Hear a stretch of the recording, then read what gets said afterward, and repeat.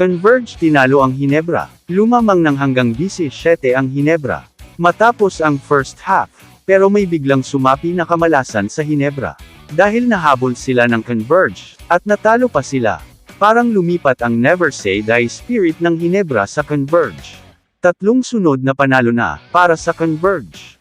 Grabe ang 3-guard combo ng Converge na si Alex Stockton, Sonny Winston, at Jordan Heading, plus ang kanilang import Jalo.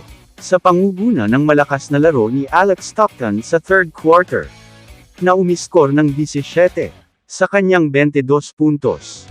Doon sa period din na yun, nakabalik sila mula sa pagkakatambak sa kanila ng Ginebra, ng 17 points, sa halftime, at ang nasimula na mainit na laro ni Stockton, ay ipinagpatuloy naman ni Sonny Winston sa final period, upang maalagaan ang komportableng kalamangan na nabuo nila.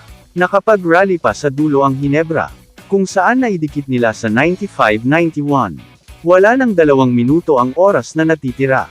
Subalit ang Never Say Die spirit nila ay kiniulang sa pagkakataong ito. Still a great game pa rin para kay Justin Brownlee, and the rest of Ginebra player.